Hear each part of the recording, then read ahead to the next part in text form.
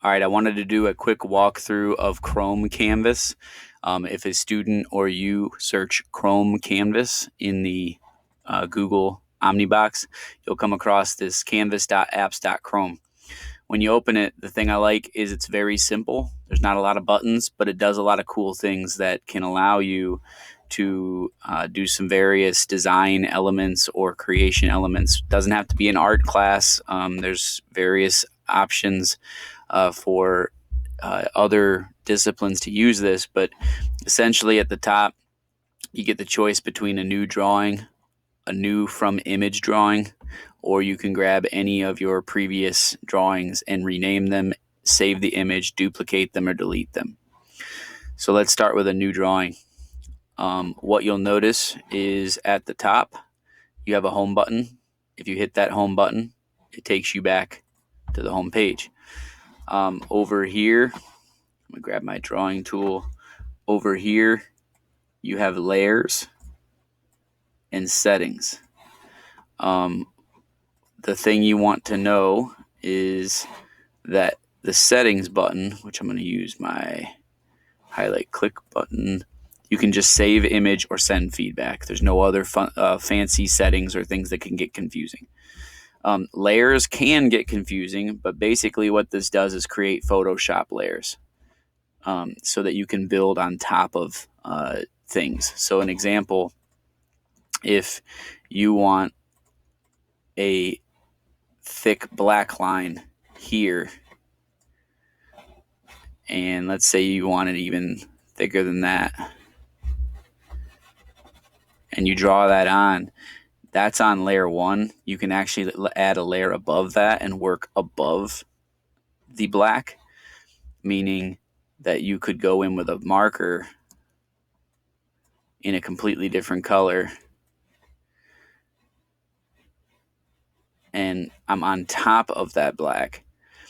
But if I want to go opaque, you'll see that I'm actually over top of the black line. If I go down a level, if I'm in this level here and I press the eraser, I'm not erasing the red, I'm only erasing the black because I'm working on the layer below.